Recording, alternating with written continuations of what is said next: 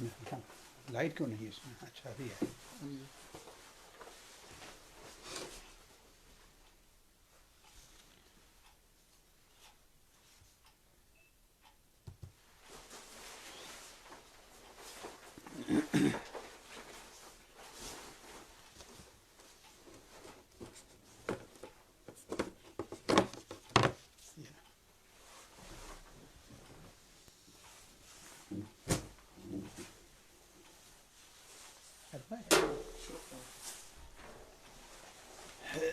بسم الله الرحمن الرحيم. الحمد لله رب العالمين وصلى الذكر وقد جاءهم رسول مبين ثم تولوا عنه وقالوا معلم مجنون إنا كاشف العذاب قليلا إنكم عائدون يوم تبطش البطشة الكبرى إنا منتقمون. سبحانك لا علم لنا إلا ما علمتنا إنك رب اشرح لي صدري ويسر لي أمري واحلل عقدة من لساني يفقه قولي واحلل عقدة من لساني يفقه قولي.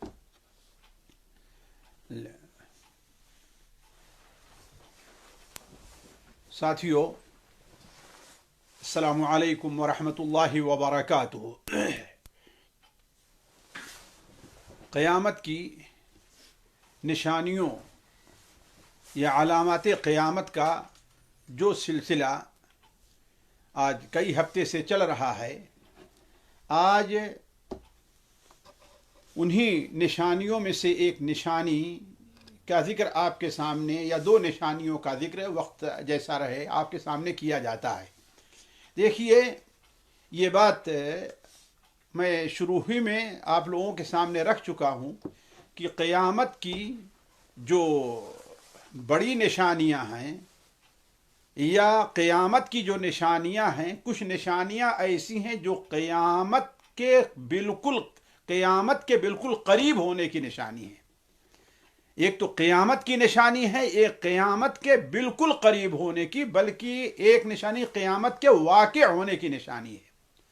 تو قیامت کی وہ نشانیاں جو بالکل قیامت کے قریب ہوں گی، ان میں جو نشانیاں ہیں وہ دو قسم کی ہیں. کچھ نشانیاں وہ ہیں جن کا تعلق عالم ارضی سے ہے، یعنی ان کا تعلق زمین سے ہے. زمین دھس جانا ہے، فساد مچ جانا ہے، زلزلے پیدا ہونا ہے، دجال کا آنا ہے، مہدی کا ظہور ہے، عیسیٰ ابن مریم کا نزول ہے. یہ سارا تعلق کیا ہے؟ اہل زمین اور زمین باسیوں سے ہے. البتہ کچھ نشانیاں ایسی ہیں جن کا تعلق عالم علوی سے ہے، یعنی ہمارے آپ کے سامنے آسمان ہے، سورج ہے، چاند ہے، یہ ہے. کچھ نشانیوں کا تعلق ان سے ہے. تو اب تک جن نشانیوں کا ذکر ہوا وہ عموماً بلکہ ساری کے ساری وہی تھی جن کا تعلق عالم سفلی سے ہے، دنیا سے ہے. اور اب آج سے ہم بعد ان نشانیوں کا ذکر کریں گے جن کا تعلق عالم علوی سے ہے. اس میں بھی دو قسم کی، کچھ چھوٹی نشانیاں ہیں، کچھ بڑی نشانیاں ہیں. مثال کے طور پر اللہ کے رسول صلی اللہ علیہ وسلم کی متعدد حدیثیں اس سلسلے میں وارد ہیں کہ قیامت کی نشانیوں میں سے ایک نشانی یہ بھی ہے، یا قیامت سے پہلے ایسا ہونے والا ہے کہ یہ چاند ہے جو ہم اور آپ جسے دیکھنے کی کوشش کرتے ہیں، جس سے اپنے مہینوں کا تعین ہمیں کرنا چاہیے. یہ الگ مسئلہ ہے کہ آج عمومی طور پر مسلمان اسے بھولتے جا رہے ہیں، صرف عید بقرعید تک اسے یاد رکھتے ہیں اور باقی نہیں یاد رکھتے. حالانکہ اللہ تبارک و تعالیٰ نے جو تقویم، جو کیلنڈر ہمارے اور آپ کے لیے متعین کیا ہے، وہ کیلنڈر وہی ہے جس کا اعتبار چاند سے ہے. سورج سے شریعت نے کوئی کیلنڈر متعین نہیں کیا ہے. اس لیے قدیم زمانے ہی سے علماء کہتے آ رہے ہیں کہ یہ چیز جائز نہیں ہے، یہ چیز ناجائز ہے. لیکن یہ ہے کہ عوام اتنا ہو گئی ہے مسلمانوں میں کہ اگر اس سلسلے میں کچھ بات کہی جائے تو قابل اعتراض انسان ٹھہرے گا. تو علا کل حال چاند دیکھنے کے لیے آپ لوگ جانتے ہیں کہ دقت پیش آتی ہے. بسا اوقات چاند اتنا باریک ہوتا ہے کہ جس کی نظر بڑی تیز ہے، اور جو شخص چاند کے ہلال نو کے ظہور اور اس کے طلوع کی جگہ کو جانتا ہے، وہی دیکھ پاتا ہے، ورنہ پہلی رات کا چاند عموماً دکھائی کم لوگوں کو دیتا ہے، الا یہ کہ 30 کا چاند ہو۔ لیکن جب قیامت قریب آئے گی اور عالم علوی کے اندر تغیر پیدا شروع ہوگا تو ان میں سے ایک صورت یہ بھی ہوگی، اس کی کوئی ترتیب نہیں بیان کی جا سکتی، ایک صورت یہ بھی پیش آئے گی کہ یہ ہلال جو ہے وہ بڑا دکھائی دے گا، پھولا ہوا دکھائی دے گا، کہ انسان یہ سمجھے گا کہ ارے یہ تو کہیں ہم سے بھول تو نہیں، کل کا چاند تو نہیں ہے، پرسوں کا چاند تو نہیں ہے، حالانکہ وہ پہلی رات کا چاند ہوگا۔ یہ آپ صلی اللہ علیہ وسلم کی حدیث سے بالکل واضح ہے۔ چنانچہ ایک حدیث جسے امام طبرانی رحمہ اللہ اپنی معجم صغیر اور معجم کبیر دونوں میں حضرت ابو ہریرہ رضی اللہ تعالیٰ عنہ سے نقل فرماتے ہیں کہ نبی کریم صلی اللہ علیہ وسلم نے ارشاد فرمایا، من اقتراب الساعة انتفاخ الاہلہ، اہلہ جمع ہے ہلال کی، انتفاخ نفخ سے ہے پھول جانا، بڑا ظاہر ہونا، تو قیامت کے قریب ہونے کی نشانی ہے۔ اس لیے ہم نے اسے رکھا ہے، عام قیامت کی چھوٹی نشانیوں کا جہاں ذکر کیا ہم نے اس کا ذکر نہیں کیا تھا، حالانکہ یہ چھوٹی نشانی ہے، ہم نے اس کا ذکر نہیں کیا تھا، اس لیے کہ یہ قیامت کے ان نشانیوں میں سے ہے جو قیامت کے قریب ہونے کی نشانی ہے۔ تو آپ صلی اللہ علیہ وسلم نے ارشاد فرمایا، من اقتراب الساعة انتفاخ الاہلہ، قیامت کے قریب ہونے کی یا بالکل قریب ہونے کی نشانیوں میں سے ایک نشانی یہ بھی ہے کہ چاند پھول جائے گا، چاند بڑا ہو جائے گا۔ وَأَن يُرَى الْهِلَالَ لِلَيْلَةٍ فَيُقَالُ هُوَ ابْنُ لَيْلَتَيْنِ، یہاں تک کہ پہلی رات کا جو چاند ہوگا اسے لوگ دیکھ کر کے کہیں گے کہ یہ تو 2 دن کا چاند، 2 رات اس کے اوپر گزر گئی ہے۔ تو گویا اپنا حجم اس کا جو ہوا کرتا ہے وہ ہمیں اور آپ کو عام دنوں کے مقابلے میں جب قیامت بالکل قریب ہوگی تو لوگوں کو بڑا دکھے گا۔ اسی طریقے سے وہ حدیث جو امام طبرانی رحمہ اللہ کی طبرانی صغیر اور اوسطی کے حضرت انس بن مالک سے مروی ہے، نبی کریم صلی اللہ علیہ وسلم نے ارشاد فرمایا، ان من اقتراب الساعة ان يرى الهلال قبلا، قیامت کے قریب ہونے کی نشانی یہ ہے کہ چاند بالکل واضح طور پر دکھائی دے گا، ایسا جیسا کوئی آدمی آپ کے سامنے بالکل کھڑا ہو، آپ کے قبلہ میں آپ اس کو دیکھیں، اس کے دیکھنے پریشانی نہ ہو۔ آج چاند کے دیکھنے میں دقت اور پریشانی پیش آتی ہے، ہر انسان دیکھ نہیں پاتا، لیکن جب قیامت بالکل قریب آ جائے گی تو یہی چاند بالکل واضح طور پر دکھائی دے گا۔ تو آپ صلی اللہ علیہ وسلم نے ارشاد فرمایا کہ ان من اقتراب الساعة یا من اقتراب الساعة ان يرى الهلال قبلا، قیامت کی قریب ہونے کی ایک نشانی یہ ہے کہ چاند بالکل واضح پر دور دکھائی دے گا۔ کہا جائے گا یہ تو 2 رات کا چاند ہے۔ وَأَن تُتَّخَذَ الْمَسَاجِدُ طُرُقًا، اور یہ ہے کہ مسجدوں کو گزرگاہ اور راستہ بنا لیا جائے گا۔ وَأَن يَظْهَرَ مَوْتُ الْفُجَاءَةِ، اور یہ کہ اچانک موت ظاہر ہو جائے گی۔ تو یہ 3 نشانیاں، ان کا یہ معنی نہیں ہے کہ یہ چیز کیا ہے تھی ہی نہیں، ان کا کبھی کبھار وجود ہوتا تھا۔ بسا اوقات چاند دیکھنے سے انسان کہتا تھا کہ یہ تو پہلی رات کا چاند ہے لیکن بڑا دکھ رہا ہے، لیکن یہ ایسا ہمیشہ نہیں ہوتا رہا ہے۔ ایسے ہی مسجد سے لوگ گزرگاہ بعد لوگ بے دین یا جن کو غیرت اسلامی کم ہوتی اس کو بناتے ہیں، لیکن یہ ہے کہ عام نہیں ہے۔ آج بھی مسجد کا اتنا احترام ہے کہ فاسق سے فاسق انسان بھی اس کے اوپر اعتراض کرتا ہے۔ ایسے ہی اچانک موت آج بھی ہوتی ہے، انسان سوتا ہے اور سوتا ہی رہ گیا، یا انسان آپ کے سامنے سے نکلا 5 منٹ کے بعد 2 منٹ خبر آتی ہے کہ اس کا انتقال ہو گیا۔ لیکن اس کا معنی یہ ہے کہ قیامت سے پہلے یہ چیز بالکل عام ہو جائے گی، یعنی ہر مہینے جب چاند نکلے گا تو بڑا ہی دکھے گا۔ ایسے ہی لوگوں کے دل سے مسجد کا احترام اور اس کی قدسیت جاتی رہے گی۔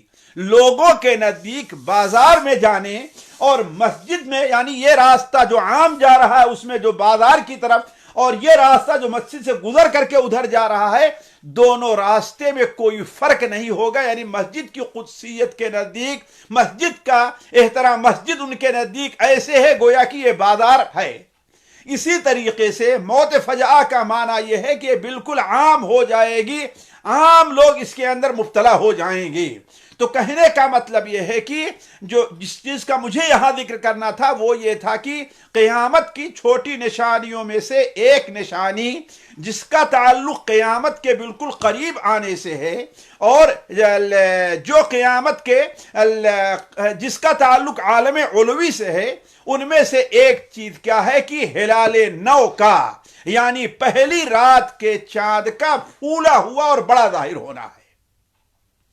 اسی طریقے سے آج ہمیں آپ کے سامنے جو نشانی رکھنی ہے، بڑی نشانیوں میں سے جس کا ذکر صراحت کے ساتھ بڑی نشانیوں میں حضرت حذیفہ ابن اسید کی جو حدیث بار بار آپ کے سامنے ہم رکھ چکے ہیں، ان میں جو گنایا گیا ہے وہ یہ کیا ہے کہ عام دھواں کا، یعنی ایسا پیدا ظاہر ہوگا کہ پوری فضا کے اندر بالکل چاروں طرف دھواں ہی دھواں دکھائی دے گا. اس سے کسی کو بچاؤ نہیں ہوگا، بلکہ وہ ایک عذاب کی صورت اختیار کر لے گا اور ہر انسان اس سے پریشان ہو جائے گا.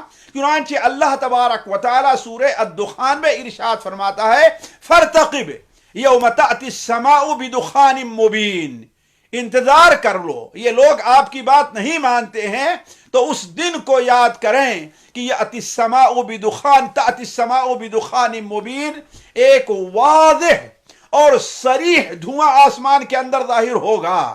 یغش الناس، یہ دھواں لوگوں کو ڈھانپ لے گا، یعنی یہ دھواں کسی ایک گاؤں، ایک شہر، ایک ملک تک نہیں رہے گا، بلکہ یغش الناس، سارے لوگوں کو ڈھانپ لے گا. ھذا عذاب علیم، اور یہ کیا ہے؟ دردناک عذاب ہوگا. اس سے لوگ پریشان ہو جائیں گے، کہیں گے ربنا اکشف عنا العذاب انا مؤمنون، اے اللہ تعالیٰ اس عذاب کو ہم سے دور کر دے، ہم ایمان لانے والے ہیں، لیکن وہ عذاب دور نہیں ہوگا. اللہ تعالیٰ فرماتا انا لہم الذکریٰ، اب نصیحت حاصل کرنے سے کیا فائدہ ہے؟ اس وقت نصیحت کوئی فائدہ نہیں دے گی. وقد جاءہم رسول مبین، کھول کھول کر کے بیان کرنے والا، صاف صاف باتیں، صاف صاف الفاظ میں نصیحت کر دینے والا رسول ان کے پاس آ چکا ہے. ثم تولوا عنہ وقالوا معلم مجنون، تو ان لوگوں نے رسول کو جھٹلایا، اس سے پھیرا اور کہا تو یہ تو سکھایا پڑھایا جادوگر ہے. لیکن انا کاشف العذاب قلیلا انکم عائدون، اگر ہم تھوڑی دیر کے لیے یہ عذاب تم پر سے ہٹا بھی دیں، پھر تم وہی اپنی بری حرکت کرو گے. یوم نبطش البطشۃ الکبریٰ انا منتقمون، تو جس دن ہم سخت گرفت کریں گے تو اس دن ہم تم سے انتقام لے لیں گے. اس آیات کے تفسیر میں اہل علم کا اختلاف ہے. بعض اہل علم کہتے ہیں کہ یہ ظاہر ہو چکی ہے، اور بعض اہل علم کہتے ہیں کہ یہ ظاہر نہیں ہے. لیکن جس چیز سے انکار نہیں کیا جا سکتا ہے کہ صحیح احادیث کے اندر، صحیح احادیث میں ایک ایسے دھواں کے آنے کی خوشخبری دی ہے، کی خبر دی ہے نبی صلی اللہ علیہ وسلم نے، جو لوگوں کے لیے عذاب کی شکل اختیار کر لے گا. چنانچہ اللہ کے رسول صلی اللہ علیہ وسلم کی وہ حدیث جو صحیح مسلم میں اور سنن ابن ماجہ اور مسند احمد کے اندر ہے، آپ صلی اللہ علیہ وسلم نے بڑے واضح طور پر بیان فرمایا ہے کہ بادروا بالاعمال ستہ، 6 قسم کی صورتحال پیدا ہونے سے پہلے عمل میں جلدی کر لو، تاخیر نہیں ہونی چاہیے. وہ 6 صورتحال کیا ہے؟ آپ صلی اللہ علیہ وسلم نے ارشاد فرمائی طلوع الشمس من مغربها، مغرب سے یعنی مشرق کے بجائے مغرب سے سورج کا طلوع ہونا، جس کا ذکر ابھی آپ کے سامنے آ رہا ہے. اب الدخان، اور دوسرا آپ نے کیا بیان فرمایا؟ دھواں. یعنی وہ دھواں بھی جب ظاہر ہو جائے گا تو گویا ایسے موقع پر لوگوں کو عمل کرنے کا موقع نہیں ملے گا یا کم ملے گا۔ اس کی وضاحت مسند احمد کی اس حدیث کے اندر ہے جسے حضرت ابو ہریرہ رضی اللہ تعالیٰ نقل کرتے ہیں کہ آپ صلی اللہ علیہ وسلم نے ارشاد فرمایا، ثلاث اذا خرجنا لم ينفع نفسا ایمانها لم تکن آمنت من قبل۔ تین چیزیں جب ظاہر ہو جائیں گی تو کسی بھی نفس کو، کسی بھی انسان کو، کسی بھی جن اور جو مکلف ہیں ان کا ایمان فائدہ نہیں دے گا۔ جو لوگ اس سے پہلے نہ ایمان لے آئے ہیں نہ اور اپنے یا ایمان کی حالت میں کوئی نیکی کر لی ہے۔ وہ کون تین چیزیں ہیں؟ طلوع الشمس من مغربها، جیسا کہ بھی آگے آئے گا، والدخان اور دھواں، ودابۃ الارض، اور تیسرا کیا ہے؟ وہ دابۃ الارض یعنی ایک ایسا جانور جو زمین سے گویا اسے اس کی ماں نہیں جنے گی۔ وہ جانور کسی عام جانور کے پیڑ سے پیدا نہیں ہوگا، بلکہ دابۃ الارض اللہ تعالیٰ کی قدرت سے اسی زمین سے نکلے گا۔ اس کا بھی ذکر اگر آج نہیں تو اگلی مجلس کے اندر آئے گا۔ اب ہم اسی موضوع کی طرف آتے ہیں، دھواں جسے آپ صلی اللہ علیہ وسلم نے عام نشانی قرار دیا ہے، اور وہ نشانی قرار دیا ہے کہ اس کے آنے کے بعد انسان کا ایمان قبول نہیں ہوگا۔ آخر وہ دھواں ہے کیا؟ دیکھیے، اس سلسلے میں احادیث کے اندر کوئی خاص تفصیل مروی نہیں ہے۔ بعض حدیثیں جو کسی حد تک قابل قبول ہیں ان سے یہ پتہ چلتا ہے کہ یہ دھواں جو ہوگا وہ بالکل عام ہوگا، انسانی آبادی کے ہر حصے تک پہنچے گا، اس لیے دخان مبین کہا گیا ہے، اور ہر فرد بشر پر اس کا اثر ہوگا۔ کوئی بھی شخص ہو، چاہے جہاں کہیں بھی ہو، اگرچہ اونچے محلوں میں ہو، اگرچہ وہ بند کوٹھری ہی کے اندر کیوں نہ ہو، اگرچہ وہ پہاڑ کے گفاؤں میں جا کر کے چھپ جائے، کہیں بھی جائے، لیکن یہ دھواں پہنچ تک اس کے اوپر اثر کرے گا۔ اسی لیے اللہ نے قرآن میں کیا بیان، فَارْتَقِبْ يَوْمَ تَأْتِي السَّمَاءُ بِدُخَانٍ مُبِينٍ، یعنی بالکل واضح ہوگا، یغشی الناس، جو لوگوں کو گھیر لے گا۔ اگر اس کی مثال آپ، حالانکہ اللہ تبارک و تعالیٰ کے لیے مثال نہیں دی جا سکتی، لیکن ہم سمجھ کے قریب کرنے کے لیے یہ بات کر رہے ہیں کہ ایک کمرہ ہے اور اس کمرے کو چاروں طرف سے بند کر دیا جائے، اور اس کمرے میں اگر دھواں بھر جائے کسی آگ کی وجہ سے یا کسی وجہ سے، تو سمجھیے کہ اس کمرے کے اندر رہائش انسان کے لیے کس قدر مشکل اور پریشان کن ہو جائے گی۔ یہی صورتحال پیدا ہوگی جب اس روئے زمین کے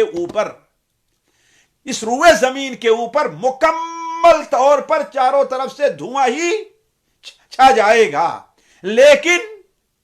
لیکن اللہ تبارک و تعالی اپنے مومن بندوں کے ساتھ رحیم ہے، اپنے مومن بندوں کے اوپر کرم فرمائے گا۔ متاثر تو وہ بھی ہوں گے اور متاثر کافر ہوں گے، لیکن مومن کے اوپر اس کا اثر ہلکا ہوگا اور کافر کے اوپر اس کا اثر سخت ہوگا، جیسا کہ وہ حدیث جسے امام طبرانی رحمہ اللہ اپنی کتاب طبرانی کبیر میں، اور ان سے پہلے امام طبری رحمہ اللہ اپنی کتاب تفسیر کے اندر حضرت ابو مالک اشعری سے نقل کرتے ہیں، علامہ امام ابن کثیر رحمہ اللہ اپنی تفسیر میں نقل کرنے کے بعد اس سند کو حسن قرار دیتے ہیں کہ اللہ کے رسول صلی اللہ علیہ وسلم نے ارشاد فرمایا، ان اللہ اجارکم من ثلاث خصال۔ اس حدیث کا ابتدائی حصہ سنن ابو داؤد اور مسند احمد وغیرہ میں بھی ہے، لیکن پوری حدیث جو ہم نے لی ہے وہ معجم طبرانی کبیر اور تفسیر طبری سے لی ہے۔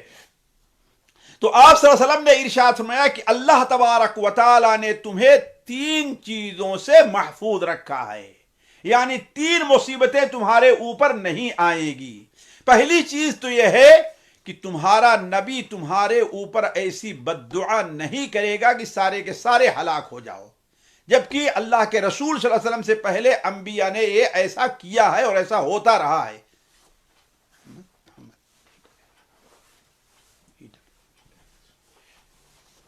ایسا ہوتا رہا ہے، لیکن اللہ کے رسول صلی اللہ علیہ وسلم نے یہ دعا نہیں کی ہے کہ امت پوری کے پوری ہلاک ہو جائے۔ ہاں، جزوی طور پر امت کو پریشانی یا ہلاکت ہوگا، کسی ایک شہر میں طوفان آیا، کسی ایک شہر میں سیلاب آیا، لیکن اپنے گناہوں کے عوض نبی کی مخالفت کے عوض پوری امت مسلمہ ہلاک ہو جائے، ایسا نہیں ہو سکتا۔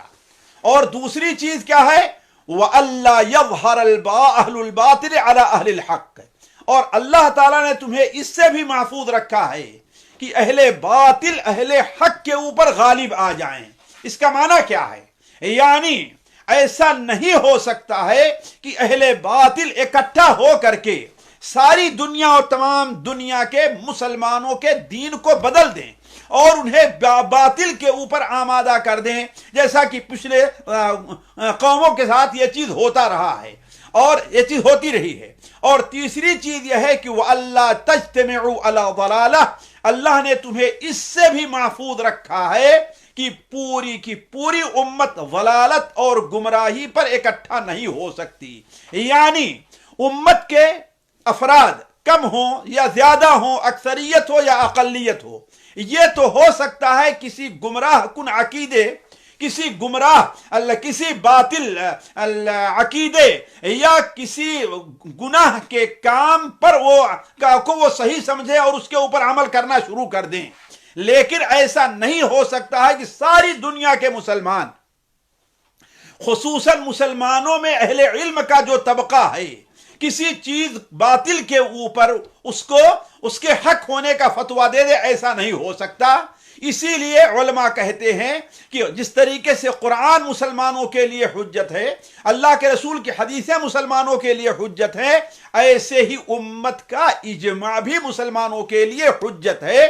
اسی لیے ہمیں چھوٹے جو طالب علم ہیں یا صرف بعض وہ لوگ جو جذباتی ہوتے ہیں، اردو پڑھ کر کے کچھ معلومات حاصل کر لیتے ہیں تو ایسے فتوے اور ایسے مسائل بیان کرنا شروع کر دیتے ہیں کہ امت کے علماء نے، بڑے بڑے علماء سے کسی نے بیان نہیں کیا ہے۔ تو اس سے پرہیز کرنا چاہیے۔ اگر کوئی چیز کسی آیت سے یا کسی حدیث سے آپ کی سمجھ میں آ رہی ہے تو اس کے بارے میں اس وقت تک فتویٰ نہ دیا جائے جب تک یہ نہ دیکھا جائے کہ کہیں کیا علماء کبار جو علماء ہیں جن کا اعتبار ہے ان میں سے کوئی اس کا قائل رہا ہے کہ نہیں رہا ہے۔ اور یہ چیز علماء اہل سنت و جماعت کے نزدیک متفق علیہ چلی آ رہی ہے۔ بعض علماء، اگر میں ان کا نام لینا چاہوں تو متقدمین و متاخرین میں سے کہہ سکتا ہوں کہ وہ کسی مسئلے پر بحث کرتے ہوئے کہتے ہیں کہ میں یہ سمجھ رہا ہوں کہ یہ حق ہے، لیکن میں دیکھ رہا ہوں کہ کسی عالم نے یہ بات نہیں کہی ہے۔ اگر کسی عالم نے ہم سے پہلے یہ بات کہی ہے تو میرا یہی مسئلہ ہے، ورنہ تمام علماء جس طرف ہیں میں اسی کا قائل ہوں۔ یہ ہے علم اور اس کے اوپر عمل کرنا چاہیے۔ اس کے بعد آپ صلی اللہ علیہ وسلم نے ارشاد فرمایا کہ یہ تین چیزیں ہیں جس سے اللہ نے تمہیں محفوظ رکھا ہے۔ وَرَبُّكُمْ أَنذَرَكُمْ ثَلَاثًا، اور تمہارا رب تمہیں تین چیزوں سے ڈرا رہا اور متنبہ کر رہا ہے۔ اور میں اپنی تقریباً ہر مجلس کے اندر یہ بات آپ کے سامنے رکھی ہے کہ یہ قیامت کی نشانیوں کا جو بیان ہے وہ ہمارے اور آپ کے لیے تنبیہ ہے، صرف علم کے طور پر نہیں ہے کہ ہم یہ سنیں تو ان حالات سے پہلے ہمیں جو عمل کر سکتے ہیں یا ہمیں تیاری جو کرتے ہیں اس کے کرنے کی کوشش کریں۔ تو آپ صلی اللہ علیہ وسلم نے ارشاد فرمایا کہ وَرَبُّكُمْ أَنذَرَكُمْ ثَلَاثًا، تمہارا رب تمہیں تین چیزوں سے متنبہ کر رہا ہے، ڈرا رہا ہے۔ پہلی چیز کیا ہے؟ الدخان، دھواں۔ یاخذ المؤمن منہ کالزکمہ، مومن پر اس دھواں کا جو اثر ہوگا تو ایسے ہوگا کہ اسے زکام لگ جائے گا، چھینکیں آنی شروع ہو جائے گی، ناک بہنے لگے گی، کان سے پانی، آنکھوں سے پانی آنا شروع ہو جائے گا، جیسا کہ الرجی کی صورت پہ کیفیت ہوتی ہے۔ تو مومن کے لیے یہ کیفیت کیا ہوگی؟ زکام جیسی ہوگی۔ وَيَأْخُذُ الْكَافِرُ فَيَنْتَفِخُ، اور کافر کو جب دھواں لگے گا تو کافر کے جسم میں داخل ہو جائے گا، ناک سے، کان سے، منہ سے، یہاں تک کہ وہ بالکل پھول جائے گا۔ وَيَخْرُجُ مِنْ كُلِّ مَسْمَعٍ مِّنْهُ، اور اس کے جسم کے ہر سوراخ سے باہر آیا چاہے گا، حتیٰ کہ رونگٹوں سے ہی باہر نکلے گا، یعنی اس سے اس قدر تکلیف ہوگی۔ اور دوسری چیز جس سے آپ نے ہمیں اور آپ کو اللہ تعالی ہمیں اور آپ کو ڈراتا ہے وہ دابہ، یعنی ایک ایسے عجیب جانور کا خروج ہے، اور اور تیسرا دجال ہے، جس کی بارے میں تفصیل پچھلے مجلس میں گزر چکی ہے۔ اسی طریقے سے دھواں سے متعلق ایک اور بات جو کسی صحیح حدیث میں تو نہیں ہے، البتہ حضرت حذیفہ رضی اللہ تعالی عنہ سے ایک اثر قابل اعتبار حد تک آتا ہے، جسے حافظ بن حجر رحمہ اللہ نے فتح الباری کے اندر بھی نقل کر کے اسے کچھ قوی قرار دیا ہے کہ یہ دھواں تقریباً 40 سال رہے گا، لیکن یہ 40 دن رہے گا، لیکن یہ کسی حدیث میں نہیں ہے۔ 40 دن تک رہے گا، جس سے لوگ پریشان ہو جائیں گے۔ چنانچہ وہ بیان کرتے ہیں کہ یملأ ما بین المشرق والمغرب، یہ دھواں مشرق اور مغرب چاروں طرف کا احاطہ کر لے گا۔ یمکث 40 یوما، اس دنیا میں وہ 40 دن رہے گا۔ فاما المؤمن فیصیبہ کالزکمہ، مومن کو تو زکام کے طریقے سے یہ پکڑے گا، لاحق ہوگا۔ وَأَمَّا الْكَافِرُ، البتہ جہاں تک کافر کا تعلق ہے، جب اس کے جسم کے اندر بھر جائے گا تو اس کے کان سے ہی باہر آئے گا، اس کے نتنوں سے ہی باہر آئے گا، اس کے پیچھے کے راستے سے باہر آئے گا، یہاں تک کہ ہر راستہ جو اس کے نکلنے کا ہے نکلنے گا، اور اس سے اس کو بڑی تکلیف ہوگی۔ اسی طریقے سے ساتھیوں یہی دن ہوں گے کہ عالم سفلی میں تبدیلی شروع ہو جائے گی، تو ایک اور چیز ہوگی کہ سورج مغرب سے طلوع ہوگا۔ دیکھیے اللہ تبارک و تعالی نے سورج کو اپنی ایک عظیم نشانی قرار دی ہے، اور اگر انسان سوچے تو اللہ تبارک و تعالی کی قدرت کے عجیب سے عجیب نمونوں میں سے سورج کا ہے، لیکن ہم اور آپ اس پر توجہ کیوں نہیں دیتے؟ اس سے ہلکی چیزوں کے اوپر ہم تعجب کرتے ہیں، لیکن سورج کی آمد و رفت پر ہم تعجب نہیں کرتے۔ ذرا غور کریں کہ یہ سورج آج کتنے ہزار سال سے نکل رہا ہے اور غروب ہو رہا ہے، ارب سال سے نکل رہا ہوگا، غروب ہو رہا ہوگا، لیکن اولاً تو اس کی جو روش رفتار ہے اس میں کبھی فرق نہیں پڑا ہے کہ کسی دن تیز چل رہا ہے اور کسی دن ہلکا ہے۔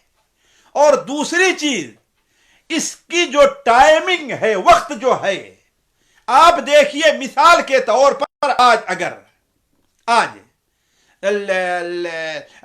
دسمبر کی مان لیا جائے کہ 25، 26، 27 تاریخ ہو، آج سے 10 سال، 50 سال، 100 سال، 1000 سال پہلے بھی دسمبر کی 25 تاریخ کو سورج بعین نہیں، اسی گھنٹے، اسی منٹ، اسی سیکنڈ پر طلوع ہوتا تھا، فرق نہیں پڑا ہے۔ یہ دیکھیے اللہ کی کیسی عجیب سی قدرت ہے، اس کے اوپر غور کرے۔ اسی لیے تو اللہ تبارک و تعالی نے ہمیں اور آپ کو ان فی خلق السماوات والارض واختلاف اللیل والنہار لآیات لأولی الالباب، یہ وہ آیتیں ہیں تقریباً 10 یا 11 جن آیتوں کو نبی کریم صلی اللہ علیہ وسلم روز آنا جب تہجد کے لیے اٹھتے تھے تو ان آیات کو پڑھا کرتے تھے۔ اور صحیح ابن حبان میں ہے کہ آپ نے بیان فرمایا، میرے اوپر آج کچھ آیتیں نازل ہوئی ہیں، فویل لمن قرأها ولم يتفکر فیها، اس کے لیے تباہی ہے جو ان آیات کو پڑھتا ہے لیکن ان آیات میں غور نہیں کرتا۔ ان فی خلق السماوات والارض واختلاف اللیل والنہار لآیات لأولی الالباب، عقل مندوں کے لیے اس میں نشانیاں ہیں۔ تو یہ سورج اللہ تبارک و تعالیٰ کی عظیم نشانی ہے، اللہ تبارک و تعالیٰ کے حکم کونی سے اپنی ذمہ داری اتنے دنوں سے نبھا رہا ہے، نہ کبھی لاپرواہی ہوتی ہے اس سے، نہ کبھی کوتاہی ہوتی ہے۔ کس مستعدی کے ساتھ ذرا آپ دیکھیں کہ مشرق سے روز آنا طلوع ہوتا ہے اور مغرب میں غروب ہو جاتا ہے۔ والشمس تجری لمستقر لها ذلك تقدیر العزیز العلیم والقمر قدرناه منازل حتى عاد كالعرجون القديم لا الشمس ينبغي لها أن تدرك القمر ولا الليل سابق النهار وَكُلٌّ فِي فَلَكٍ يَسْبَحُونَ، اور سورج اپنی گزرگاہ پر چل رہا ہے، کس حساب سے چل رہا ہے؟ ذَلِكَ تَقْدِيرُ الْعَزِيزِ الْعَلِيمِ، یہ زبردست علیم رب اللہ کی علیم ہستی کا مقرر کردہ یہ نظام ہے۔ اور چاند اپنی منزلیں جو اللہ نے مقرر کی ہے اس کے اوپر جو ہے وہ چل رہا ہے، یہاں تک کہ کبھی آپ کو کھجور کی ٹہنی کے طریقے سے، سوکھی ہوئی ٹہنی کے طریقے سے دکھائی دے گا۔ لَلشَّمْسُ يَنبَغِي لَهَا، اسی افق کے اندر سورج بھی ہے اور چاند بھی ہے، نہ کبھی سورج چاند سے ٹکراتا ہے، نہ چاند سورج سے ٹکراتا ہے، اور نہ ہی کبھی سورج کہ جو اللہ نے مقرر کر دی ہے منزل سورج کا مسار، اور چاند کی جو منزلیں مقرر کر دی ہیں اس میں کبھی آگے پیچھے نہیں ہوتا، بلکہ اپنے اس مدار کے اوپر سارے کے سارے دونوں رواں دواں ہیں۔ تو یہ سورج اللہ تبارک و تعالیٰ کی مخلوق ہے، اللہ کے حکم کونی سے اپنی ذمہ داری نبھا رہا ہے، اور احادیث اور قرآن کی آیات سے یہ بھی پتہ چلتا ہے کہ یہ ساری کے ساری مخلوقات جس میں سورج بھی ہے، یہ اللہ تبارک و تعالیٰ کی عبادت کرتے ہیں اور سجدہ بھی کرتے ہیں۔ الم تری ان اللہ یسجد له من فی السماوات والارض والشمس والقمر والنجوم والجبال والشجر والدواب وکثیر من الناس، کیا آپ دیکھتے نہیں ہیں کہ اللہ تعالیٰ کو سجدے کرتے ہیں من فی السماوات، جو آسمان میں ہیں، جو زمین میں ہیں، والشمس والقمر، سورج اور چاند بھی، لیکن قیامت سے پہلے اللہ تبارک و تعالیٰ یہ کونی جو نظام رکھا ہے اس میں ایک تبدیلی کر دے گا، اور وہ تبدیلی ان میں سے ایک چیز یہ بھی ہوگی کہ سورج مشرق کے بجائے مغرب سے طلوع ہو جائے گا، جیسا کہ اللہ تبارک و تعالیٰ نے قرآن مجید میں اس کا ذکر کیا ہے۔ اللہ تعالیٰ فرماتا ہے یوم یأتی بعض آیات ربک لا ينفع نفسا ایمانها لم تکن آمنت من قبل وکسبت فی ایمانها خیرا۔ یوم یأتی بعض آیات ربک، جس دن اللہ تعالیٰ کی بعض نشانیاں آ جائیں گی، جمہور مفسرین ان مفسرین سے ہٹ کر کے چاہے وہ تدبر کا دعویٰ کریں لیکن ان کا اعتبار حدیثوں پر نہیں ہے، ان سے ہٹ کر کے ان کی بات یہ تو گمراہی اور ضلالت، اس کو چھوڑ دیجئے۔ جمہور مفسرین جو قرآن اور حدیث پر اعتماد کرتے ہیں وہ اس سے مراد لیتے ہیں کہ بعض آیات ربک، اللہ تعالیٰ کی بعض آیات اور نشانیوں سے مراد کیا ہے؟ سورج کا مغرب سے طلوع ہونا ہے۔ اللہ تعالیٰ فرماتا ہے یوم یأتی بعض آیات ربک، جس دن اللہ تبارک و تعالیٰ کی بعض نشانیاں ظاہر ہو جائیں گی تو لا ينفع نفسا ایمانها، کسی بھی نفس کو اس کا ایمان لانا، کسی بھی جان کو یعنی انسان کو اور جن کو ان کا ایمان لانا فائدہ نہیں دے گا اگر وہ اس سے پہلے ایمان نہیں لا چکے ہیں، اور کسبت فی ایمانها خیرا، یا اپنے ایمان میں انہوں نے نیکی کا کام نہیں کر لیا ہے۔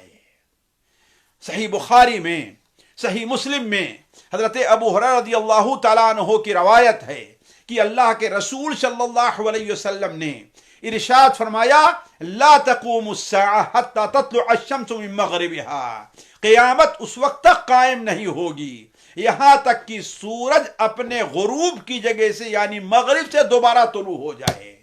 فَإِذَا طَلَعَتْ، جب سورج مشرق کے بجائے مغرب سے طلوع ہوگا، فَرَآهَا النَّاسُ آمَنُوا أَجْمَعُونَ، تو سارے کے سارے لوگ دنیا کے ایمان لے آئیں گے۔ آپ صلی اللہ علیہ وسلم فرمایا فَذَلِكَ حِينَ، یہ اس وقت کی بات ہے، لا ينفع نفسا ایمانها لم تکن آمنت من قبل وکسبت فی ایمانها خیرا، گویا کہ آپ نے یہی آیت تلاوت فرمائی۔ یہ وہ تفسیرات ہے جو تفسیر نبوی ہے، اور آپ کی تفسیر جہاں کہیں مجمل کی تفسیر ہوتی ہے، مطلق کو مقید کرنا ہوتا ہے، عام کو خاص کرنا ہوتا ہے، وہی کسی مبہم چیز کی وضاحت بھی ہوا کرتی ہے، اور یہاں پر وہی معاملہ ہے مبہم آیت کا اور نشانی کا معاملہ۔ بعد نشانی یہ مبہم چیز ہے کیا ہے، حدیث نے آ کر کے اس کو واضح کر دیا ہے کہ اس سے مراد کیا ہے، مغرب سے سورج کا طلوع ہونا ہے۔ اس کی مزید وضاحت ہے ابو ذر رضی اللہ تعالیٰ عنہ کی اس طویل حدیث میں ہے جو صحیح بخاری میں ہے اور صحیح مسلم میں بھی، البتہ صحیح مسلم کے اندر تھوڑی سی تفصیل ہے کہ آپ صلی اللہ علیہ وسلم ابو ذر صحابہ کرام سے کہا اتدرون این تذهب هذه الشمس، تمہیں معلوم ہے کہ یہ سورج کہاں جاتا ہے؟ صحابہ نے عرض کیا کہ اللہ اور اس کے رسول بہتر جانتے ہیں۔ آپ صلی اللہ علیہ وسلم نے فرمایا کہ یہ سورج اپنے مدار کے اوپر اپنے ٹھکانے پر چلتا ہوا عرش کے نیچے جاتا ہے اور وہاں پر سجدے میں گر جاتا ہے. فلا تزال کذالک، ایسے سجدے میں گرا رہے گا دیر تک، یہاں تک کہ اللہ تعالیٰ اس سے فرمائے گا کہ ارتفعی، اٹھو، ارجعی من حیث جئتی، جدھر سے آئی ہے ادھر سے طلوع ہو جا. اس کی تفسیر میں اہل علم یہ بیان کرتے ہیں کہ لوگ ایک دن جب قیامت بالکل قریب کا معاملہ ہوگا، بہت سے پڑوسی میں رہنے والے، ایک دوسرے کے پڑوس میں رہنے والے، تہجد پڑھنے والے لوگ نماز پڑھتے پڑھتے اکتا جائیں گے، افق کے اوپر نظر کریں گے لیکن سورج نہیں، فجر نہیں طلوع ہو رہی ہے، فجر نہیں طلوع ہو رہی ہے. دوسرے لوگ جو کام اور کاج والے ہیں وہ لوگ بھی اٹھیں گے، کہیں گے آج اجالا نہیں ہو رہا ہے، روزانہ تو تب تک اجالا ہو جایا کرتا تھا، کیا معاملہ ہے. یہاں تک کہ کہا جاتا ہے کہ جیسے دوپہر کا وقت اتنی دیر ہو جائے گی، اتنی دیر ہو جانے کے بعد پھر اچانک لوگ افق مغرب کی طرف اپنی نظر جمائے ہوں گے کہ اچانک دیکھیں گے کہ روشنی پھیل رہی ہے. پریشان ہو کر کے جب پیچھے کی طرف دیکھیں گے تو دیکھیں گے کہ یہی سورج مشرق کے بجائے آج مغرب سے طلوع ہو رہا ہے اور وہاں سے ہوتے ہوتے نصف نہار تک آئے گا اور پھر واپس جا کر کے ڈوب جائے گا. اس کے بعد سے اس کی کیفیت وہی پرانی مشرق سے طلوع ہونا اور مغرب سے غروب ہونا ہے. تو آپ صلی اللہ علیہ وسلم نے ارشاد فرمایا کہ سورج اللہ کے تعالیٰ کے لیے سجدے میں گر جائے گا، برابر ایسے چلتا رہتا ہے یہاں تک کہ ایک دن جب آخری دن آئے گا تو اللہ تعالیٰ اس سے فرمائے گا کہ ارتفعی، سر اٹھا، وہ ارجعی، اور ادھر ہی واپس لوٹ جا جدھر سے تو آیا ہے. یعنی گویا کی مشرق کے بجائے جو ہے وہ مغرب سے طلوع ہوگا، اور جب یہ وقت ہوگا تو سارے کے سارے لوگ ایمان لے آئیں گے. ساتھیوں، میں سمجھتا ہوں کہ یہ دن روئے زمین کا سب سے کالا دن ہوگا، سب سے مشکل اور پریشان کن دن ہوگا. یہ دن ایسا ہوگا کہ آج تک دنیا کے اندر بڑے مصائب آئے ہیں، بڑی پریشانیاں آئی ہیں، لیکن اتنا کالا دن، اتنا پریشان کن دن اس دنیا کے اوپر طوفان نوح بھی آیا ہے، اس دنیا میں دجال بھی آئے گا، اس دنیا کے اندر یاجوج اور ماجوج بھی آئیں گے، اس دنیا میں قوم عاد و ثمود بھی ہلاک کی گئی ہے، لیکن کالا دن ابھی تک آیا نہیں ہوگا. اس لیے کہ جب یہ دن آ جائے گا تو اللہ تبارک و تعالی اس دن توبہ کا دروازہ بند کر دے گا، کسی کی توبہ قبول نہیں ہوگی. اس کی دو صورت ہوگی. ایک صورت تو یہ ہے کہ انسان جو توبہ کرنا چاہے گا شرک سے، کفر سے، گناہ سے، اللہ تبارک و تعالی اس کی اب توبہ قبول نہیں کرے گا، اس کا ایمان نہیں قبول کرے گا. دوسری صورت یہ ہوگی کہ اس کے اندر ایمان تو ہوگا لیکن وہ اپنے ایمان سے ابھی تک فائدہ نہیں اٹھایا ہوگا. مسلمان ہوگا لیکن نماز نہیں پڑھتا ہوگا، مسلمان ہوگا لیکن قرآن کی تلاوت نہیں کرتا ہوگا، مسلمان ہوگا لیکن اللہ کا ذکر نہیں کرتا ہوگا، مسلمان ہوگا لیکن زکوٰۃ نہیں دیتا ہوگا. تو ایسے دونوں قسم کے لوگ جب سورت کو اس حالت میں دیکھیں گے تو توبہ کریں گے لیکن اللہ تعالیٰ ان کی توبہ قبول نہیں کرے گا. ایک آدمی ہزاروں کو تکلیف پہنچایا ہوگا، ہزاروں کا مال کھایا ہوگا، لیکن وہ اب توبہ کرنا چاہے گا، لوگوں کے مال واپس کرنا چاہے گا. اللہ تبارک و تعالیٰ اب ایسا نہیں کرے گا. چنانچہ مسند احمد کے اندر اللہ کے رسول صلی اللہ علیہ وسلم کا فرمان ہے کہ آپ نے بیان فرمایا وَلَا تَنْقَطِعُ الْهِجْرَةُ مَا تُقُبِّلَتِ التَّوْبَةِ. ہجرت کا دروازہ اس وقت تک، ہجرت کی راہ اس وقت تک نہیں کھلی رہے گی، اس وقت بند ہوگی، اس وقت تک نہیں بند ہوگی جب تک کہ توبہ قبول کی جا رہی ہے. اور توبہ اس وقت تک مقبول ہوتی رہے گی یہاں تک کہ سورج مشرق کے بجائے مغرب سے طلوع ہو جائے. فَإِذَا طَلَعَتْ جب سورج مشرق کے بجائے مغرب سے طلوع ہو جائے گا طُبِعَ عَلَى كُلِّ قَلْبٍ بِمَا فِيهِ وَكُفِيَ النَّاسُ الْعَمَلِ تو لوگوں کے دل پر جو کچھ ہے اللہ تعالیٰ اس پر مہر لگا دے گا اور اب جو ہے کسی کا عمل اللہ تعالیٰ قبول نہیں فرمائے گا. سنن ابن ماجہ اور مسند احمد حضرت صفوان ابن عسال رضی اللہ عنہ کی ایک حدیث ہے کہ آپ صلی اللہ علیہ وسلم نے ارشاد فرمایا کہ اللہ تبارک و تعالیٰ نے افق مغرب پر ایک اتنا بڑا دروازہ کھولا ہے جس کی پہنائی جس کی چوڑائی 70 سال تک انسان چل کر کے اس کو پورا کر سکتا ہے اور یہ دروازہ برابر کھلا رہے گا یہاں تک کہ مشرق کے بجائے سورج مغرب سے طلوع ہو جائے. جب سورج مغرب سے طلوع ہو جائے گا تو لوگ ایمان لے آئیں گے لیکن اس وقت ان کا نہ ایمان قبول ہوگا اور نہ ایمان کی حالت میں جو نیک عمل کیا گیا ہے وہ قبول ہوگا. اس سلسلے میں علماء کہتے ہیں کہ اصل قاعدہ یہ ہے کہ خواہ ایمان ہے یا عمل صالح ہے, یعنی عمل صالح ہے کہ نیکی کرنا ہے, اگر اس کا سبب مغرب سے سورج کا طلوع ہونا ہے تو کوئی عمل قبول نہیں کیا جائے گا. یعنی وہ توبہ کیوں کر رہا ہے؟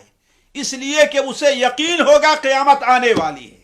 وہ نماز کیوں پڑھ رہا ہے؟ اس لیے کہ یقین ہو گیا کہ اب جو ہے مغرب سے سورج طلوع ہو گیا ہے. تو مغرب سے سورج طلوع ہونے دیکھ کر کے جو آدمی نیک عمل کرے گا, جو آدمی توبہ کرے گا, ایمان لے آئے گا, اس کا یہ کوئی عمل اللہ تعالیٰ قبول نہیں فرمائے گا. لیکن جو آدمی یہ کام پہلے سے بھی کرتا رہا ہے, اگرچہ تھوڑی سی کمی وغیرہ رہی ہو لیکن نماز پڑھتا رہا, یہ کرتا رہا ہے, تو اللہ تبارک و تعالیٰ اس کے اس عمل کو جاری رکھے گا, اس کو اس کا اجر دے گا. ساتھیو, وقت کافی ہو گیا. اب آگے جو اس سورج کے نکلنے کے بعد اللہ تعالیٰ علامت کے طور پر کہ لوگوں کے جس چہرے پر نشان لگا دے, وہ چیز جو ظاہر ہوگی وہ دابۃ الارض کا خروج ہے, جس کا ذکر ہم آپ کے سامنے اگلی مجلس کے اندر رکھیں گے. تب تک کے لیے آپ سے رخصت چاہتے ہیں. اللہ تبارک و تعالی ہم میں سے ہر شخص کو ایسی صورتحال پیدا ہونے سے پہلے ایمان اور توبہ کی توفیق عطا فرمائے. والسلام علیکم ورحمۃ اللہ وبرکاتہ.